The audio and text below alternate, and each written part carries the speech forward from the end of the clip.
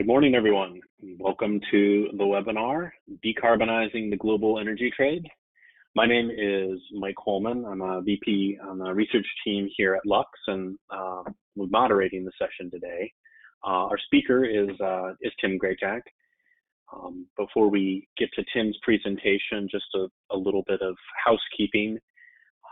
During the webinar, please type any questions you have into the question box on your screen. We will spend some time taking questions at the end of the presentation. We'll get to as many as we can, but if your question does not get answered or you have an additional one, please don't hesitate to email questions@luxresearchinc.com or get in touch with your client success manager and we will respond. And the slide presentation, as well as the recording of this webinar, will be available. It will be sent to all of you by email. So with that, I'd like to introduce Lux Research's Tim Grayjack. Thank you, Mike. Good morning, everyone. Happy Friday. My name is Tim Grayjack. I'm Lux Research's lead analyst in the energy storage program. Now, I'm here to present today's webinar, Decarbonizing the Global Energy Trade.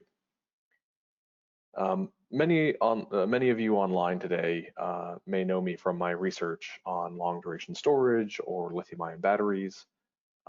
So why is an energy storage analyst presenting about global energy infrastructure? Well, my 4 years at Lux have been focused on how energy storage can further decarbonization goals by electrifying transportation and integrating wind and solar resources. So I've learned firsthand that energy storage isn't a panacea. We can't just store our way to zero carbon emissions. However, those 4 years in energy storage provide me with a unique perspective to identify what can work, which is why I'm talking to all of you today. It took me 3 years to arrive to the conclusion that a renewable energy trade is a necessary effort, but I'm going to bring all of you up to speed in less than 30 minutes. And to give you a full perspective on this topic, we'll discuss the why, how, who, and when of renewable energy supply chains. We'll start with addressing the central challenge of the energy transition: meeting energy demand with renewable resources. In many presentations, the energy team, and notably our research director, Ari van Berkel, have outlined the way the energy transitions should unfold, starting with government agreements and policy, translating those into industry targets, and executing on those targets to achieve full decarbonization before 2060. This sets up 3 decades of energy transition, starting with the built environment from 2020 to 2030, then mobility and transportation from 2030 to 2040, and finally industrial processes starting in 2040. All while building up the enormous wind and solar resources necessary to power these 3 sectors that previously relied on coal, oil, and natural gas. To hit this highly ambitious timeline, we can't wait for each decade to begin. We need to act on everything all at once. We need to implement solutions to decarbonize the built environment, invest in solutions to decarbonize mobility, and invent solutions to decarbonize industry today. And that still only takes care of end uses, but as I mentioned earlier, we have to build up the supply side. 150,000 terawatt hours of energy supply needs to move from oil, gas, and coal to zero carbon resources by 2050. So in addition to the implementing, investing, and inventing we're all doing today, we must also be installing enormous amounts of renewable generation capacity to make sure the zero carbon solutions we're transitioning to remain zero carbon solutions. These efforts will require unprecedented coordination and urgency. The good news is that we all seem to agree, in part or in whole, to that urgency. 189 countries are still party to the Paris Agreement, including the United States, despite our government's best efforts. And 26 countries, including Japan and the Netherlands, have gone further and committed to carbon neutrality by the end of the century. These agreements and pledges are invaluable targets, but they don't necessarily reflect the reality of the situation. Let's look at the overall energy supply and demand of a few representative countries. See how are our efforts stacking up. In short, not great. While solar costs have fallen 66% since 2015 and deployment has tripled, most of our zero carbon energy comes from legacy hydropower or nuclear. None of our representative countries meet more than 16% of their total energy consumption from zero carbon energy sources. Solar may be the fastest growing source of new generation around the world, but it's still a small portion compared to the huge volumes of oil in our transportation, gas in our built environment, and coal in our electricity. Solar will need to grow more than 15% per year for the next 30 years to be on track toward decarbonization goals. At peak, the world could be deploying as much as 5 terawatts per year of PV. So, after continuing to install record amounts of solar power around the world, we found solar makes more of an impact in some countries than others. Countries that have ample space and generous solar resources can generate substantial surpluses when just 1/5 of 1% of their land area is covered with PV. Why 1/5 of 1%? It's an arbitrarily small number, roughly the share of land area set aside for golf courses in the United States. Regardless, these countries conceivably could not only meet their own energy demands, but even the energy demands of other countries with little impact to their resource use. Setting aside the same fraction of land for solar energy in smaller, more population-dense countries where space is a premium makes an infinitesimal impact, however. These countries barely meet a fraction of their energy demand when 0.2% of land is dedicated to solar energy. For Japan to meet its own energy demands completely with solar, it would have to set aside 4 times as much land as it currently uses for agriculture. From a resource perspective, this is simply not tenable. Clearly, there are 2 different types of countries in this energy transition. There are the solar haves, with abundant land and solar insolation that can easily satisfy their energy demands with solar alone, and the solar have-nots that lack adequate land, solar resources, or both to supply even marginal amounts of their energy consumption with solar energy. These countries will instead need to invest in more expensive energy generation solutions. Intuitively, we know countries differ greatly in terms of size and access to solar potential, yet almost all of the discussions around decarbonization is centered on countries meeting their own energy demands with domestic renewable energy production. While we've been focusing on solar due to record trends in cost reduction and deployment, size and resource potential constraints hold just as true for wind, hydro, geothermal, or any other renewable energy resource. But we're already quite used to unequal energy resource potential, however. This is hardly anything new. Oil and gas resources are geographically concentrated today, yet every country on Earth can access energy from a worldwide commodity market. Our global economy needs a global energy trade, so we've built a $1 trillion per year energy supply chain to meet that demand. For every country to cost-effectively meet its decarbonization goals, we will need to build a worldwide renewable energy supply chain, one that can match unmet zero carbon energy demand with surplus solar energy supply. We need to decarbonize the global energy trade. So we've just made the case for why we need a global renewable energy trade, to more effectively balance surplus supply and unmet demand of zero carbon energy resources across the globe. This will be crucial to our overall goal of decarbonizing our global economy. Now let's discuss the technologies that can actually get us there. Much like the options available for coal, oil, and gas today, there are many ways of transporting renewable energy. We've developed a model and a framework to compare them all across different fuel types and across different pathways. On this diagram, we identify which zero carbon energy carrier and which renewable energy pathway is the lowest cost option to transport low cost solar energy as a function of delivered power and delivered distance. So, for any specified required power that needs to be transported a given distance, we can identify and indicate which zero carbon technologies are the lowest cost. In this analysis, we only focus on the energy content delivered, not the form that energy takes. And the only metric is the dollar per megawatt hour cost of energy delivered. As we'll see later in this presentation, this does present some limitations. There are many exogenous factors that come into play when planning an energy supply chain. We don't expect that to change just because the energy carrier does.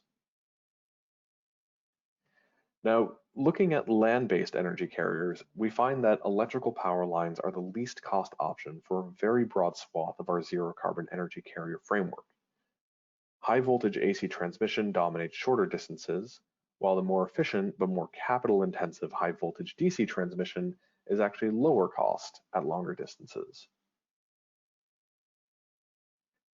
The capital costs of new build pipelines limit pipeline energy carriers to longer distances where AC transmission efficiency drops, or to lower power where DC transmission is uneconomic.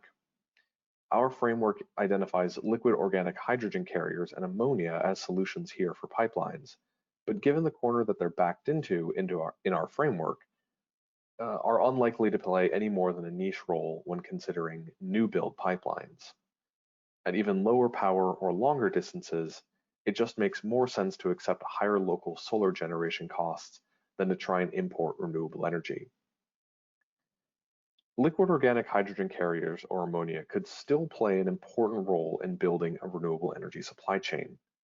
Retrofitting existing oil and gas pipeline assets with new pumps and compressors, or focusing on applications where chemicals are needed, not electricity, could be the deciding factor in a future energy supply chain, rather than cost alone. We'll revisit this important point later in our presentation. Summing up, power lines are the lowest cost option for land-based energy carriers for much of our renewable energy trade framework. So it's reasonable to expect that the future will largely be electric rather than renewable fuels. But as we mentioned, that's not always so straightforward. Besides, pipelines and power lines aren't the only way to move energy. The majority of our current fossil fuel energy trade is shipborne fuels, due to the efficiency and low cost of shipping. In the renewable energy context, fuels are challenging as they must first be synthesized rather than merely extracted from the ground. This adds to cost. The largest opportunity here is for liquid hydrogen, which can deliver bulk volumes of energy at relevant distances. Much like our pipeline case earlier, leveraging existing assets could expand the opportunity for renewable methane relative to hydrogen. The liquefaction plant itself is one of the most capital-intensive components of both liquid hydrogen and liquid renewable methane supply chains. There is 1 million tons per day of natural gas liquefaction capacity today. Repurposing just one liquefaction train to renewable methane could deliver gigawatts of solar energy at a fraction of the cost of an equivalent new build hydrogen supply chain.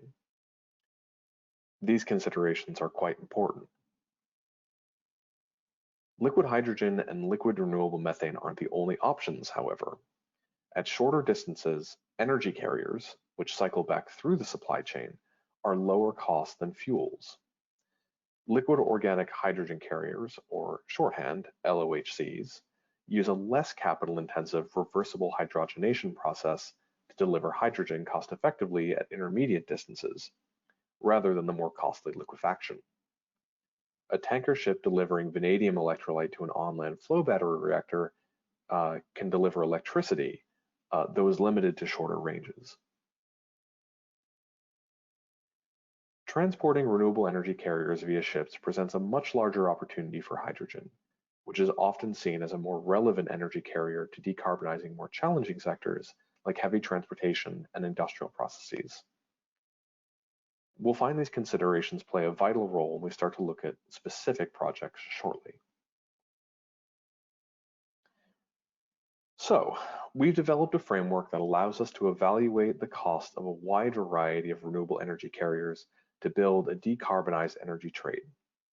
Our framework indicates the lowest cost solutions are electric power lines by land and hydrogen or hydrogen carriers by sea. While this framework can help us make sense of a complex space, it's important to point out that costs alone aren't the only metric that matters when building something as interdependent as a new energy supply chain. Power lines deliver electricity, which can power battery electric vehicles or electric heat pumps, but they can't decarbonize cement manufacturing or chemical refining, at least not directly. This is why it's imperative to look at supply chains that are specific across region and application.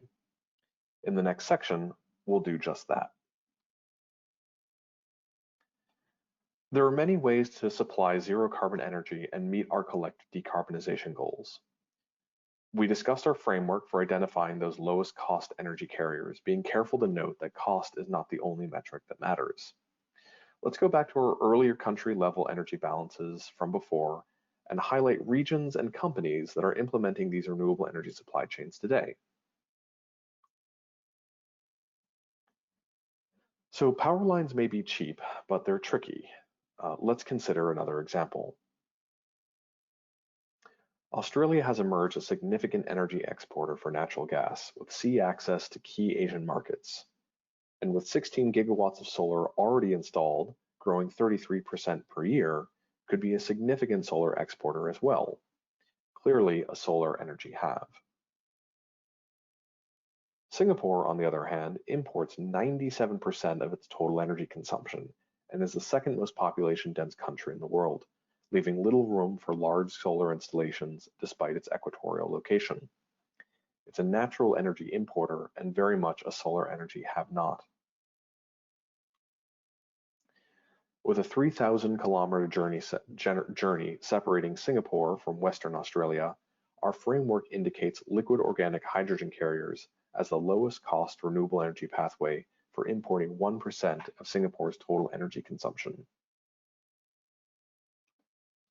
Mitsubishi and its subsidiary, Toyota Corporation, the leaders in toluene-based liquid organic hydrogen carriers, have developed a cross-industry consortium with several Singaporean companies to evaluate how they can use LOHCs to import hydrogen. The consortium hasn't specifically identified where the hydrogen to load the LOHCs come from, but the Australian Renewable Energy Agency is all too eager to ensure Australia can provide ample hydrogen to Singapore. Unlike our previous example of high voltage DC links between North Africa and Europe, the consortium members have identified specific value streams that hydrogen from LOHCs can take advantage of. City Gas aims to augment or replace its town gas works with hydrogen to decarbonize the heating and cooking fuel supply to almost 1 million homes and businesses in Singapore. Similarly, Jurong Port will use the hydrogen supplied from Toyota's LOHC solution to provide more zero carbon electricity to power port buildings, as well as a transportation fuel for hydrogen fuel cell powered trucks to decarbonize its logistics operations.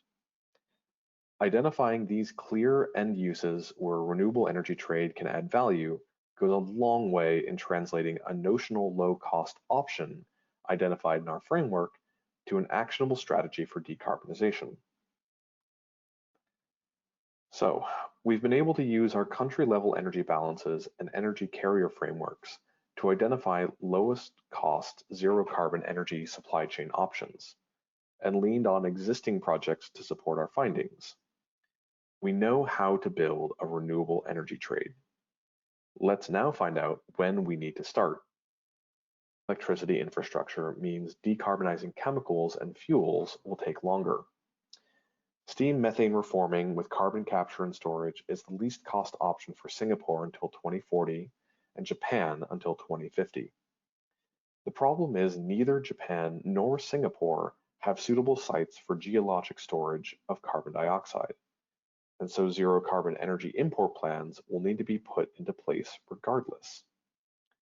To that end, it's better to develop hydrogen supply chains based on hydrogen from water electrolysis in Australia rather than hydrogen from fossil fuels with carbon capture in Australia, as this will alleviate the risks for more stranded assets. These supply chains will take decades to build. Customers, contracts, and concepts will take considerable time to develop, shake down, and secure. In many ways, we're trying to do in 10 years what it took the oil and gas industry 100 years. So even though hydrogen from solar energy and electrolysis is expensive today, it is far cheaper to replace an electrolyzer as costs fall than an entire coal gasifier or steam methane reformer with carbon capture and storage. The downstream transmission and distribution supply chain is far more valuable than the upstream hydrogen generation. And oil, gas, and heavy industry companies should start their efforts in securing customers and developing projects with motivated partners in transportation, chemicals, and power now, lest they lose their first mover advantage and the opportunity of becoming a renewable energy trade standard setter. So, over the past half hour, we've discussed the motivations for a global renewable energy trade, the technologies that enable it, key projects and considerations for success, and expectations on when you need to start implementing solutions. In short, we've covered a lot. Let's distill it down to a few key points. The renewable energy trade is a natural outcome of a low carbon economy, largely to balance the unequal distribution of renewable energy resource potential around the world. Many countries may meet their energy demands and decarbonization goals from domestic low-cost solar with ease, but countries representing $11 trillion of global GDP will struggle due to lack of land or resource potential. A renewable energy trade will be an immense benefit to both the solar energy haves and the solar energy have-nots. Renewable energy supply chains will be specific to region and requirement. Countries vary drastically in their trends of energy consumption and access to renewable resources. Connecting surplus renewable energy to unmet zero carbon demand will be about more than just costs alone. Energy import solutions must be well matched to end-use applications. Look to synergies with existing infrastructure to maximize the value that a renewable energy carrier can deliver beyond just its cost and energy content. And finally, early action is key. Work with partners in other sectors to develop win-win solutions. The most promising renewable energy export projects not only address unmet demand, they also address overgeneration of supply and curtailment. Further success will require extending those benefits down the supply chain to end customers. It will take at least a decade to build these new renewable energy supply chains. You want to make sure that your customers are ready when you are. To do this, you need to engage them as early as possible in your efforts so that you're developing solutions that will remain relevant to a broad cross-section of industries for years to come. Our global economy is fueled by a global energy trade, one that is entirely comprised of coal, gas, and oil today. For wind and solar to play a more complete role in decarbonizing industry, heat, and transportation, we must find a way to make regional solar and wind resources available around the world. We must decarbonize our global energy trade. Thank you. Thank you very much, Tim. We will now have some time to take questions on the presentation. Keep typing those into the questions box, and if we don't get to your question on the call, someone from Lux will be in touch after the webinar. So Tim, a few questions have come up around, you really focused here on solar as a renewable energy source. What about wind? Right. So we focused on solar largely because that's where most of the issues that we're seeing in energy balances come from. Most of curtailment is in solar production, and as such represents a pretty considerable waste and lost resource. But Wind is also substantially curtailed, and in the future will likely represent about 50% of global energy capacity or global generation capacity in the future. So it is crucial to focus on wind as well, but we'll still see the same challenges. We'll still see substantial curtailment in renewable heavy penetrations, and as such, global renewable energy trade will be crucial in balancing that resource capacity around the world. So as much as we talked about solar, because those are the problems that we're facing today, wind will also exhibit the same issues and concerns in the future. A couple of questions related to the impact of COVID-19, either specifically due to the drop in oil price. How does that affect the path to decarbonization? And also, I mean, something we've been talking about a lot at Lux and in general, right there, the move to reduce dependency on imports and what that might mean both for sort of renewables in general and for this global energy trade in particular. So there's a few things that COVID-19 has shown us. One of the first things is sort of what does the future look like where you have reduced demand, both from the oil and gas side with people driving less and that throwing the oil and gas markets out the window, but also on the electricity front. So there's been record curtailment in California. To date, I think about 7% of annual electricity production has been curtailed, and certainly on a monthly basis, it's even higher. And we'll start to see more of that as renewables become more of a larger fraction of energy generation around the world.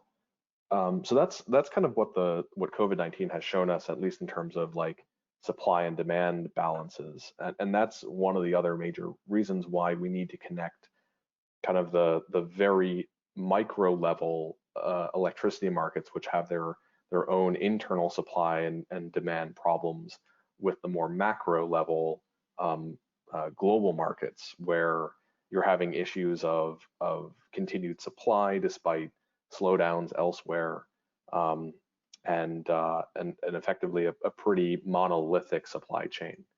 With systems like these and this renewable energy supply trade, Jade, we're going to see much more solution-specific supply chains. And I think that's what's going to be the major difference here. It'll be the energy trade itself will be smaller because countries are going to be leaning where they as much as they can on domestic production, but where they can't, they'll import it, and they'll import it in a way that is specific to particular industries and specific to particular applications. And to that end, it'll be much more of a solution specific case. Nowhere in this presentation are we saying there's going to be a standard energy carrier, much like oil is a standard carrier today. We advocate forming consortium and partnerships, identifying key solutions, and building supply chains for those specific solutions. And I think that's going to be kind of a twist on that deglobalization that we see in the COVID-19 outcomes.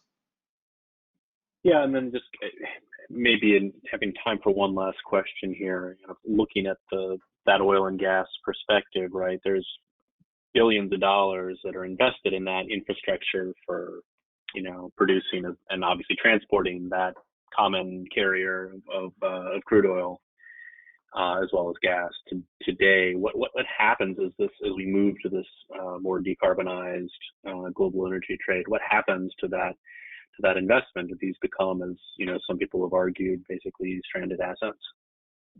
Yeah, the stranded asset concern is very real and apparent. I know IRENA had come to a tally of almost $20 trillion worth of assets that might be stranded in the energy transition. And our analysis right now is looking at new build applications, so new pipelines, new ships, new liquefaction terminals. But I think there's actually there's going to be a bigger opportunity for repurposing these assets from a carbon-based energy trade to a decarbonized energy trade. And we address that in an insight about pipelines and how pipelines can be repurposed and how that actually impacts the overall cost of hydrogen.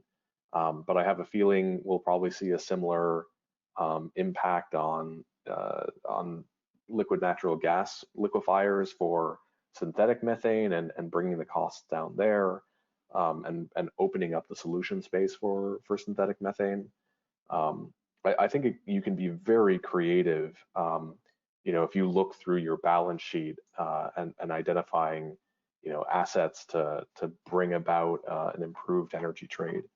And definitely, I wouldn't look at these as liabilities just yet. If you can think creatively about repurposing and reusing them to enable a decarbonized energy trade. We'll actually be reviewing that specifically in an upcoming report in Q3 of 2020.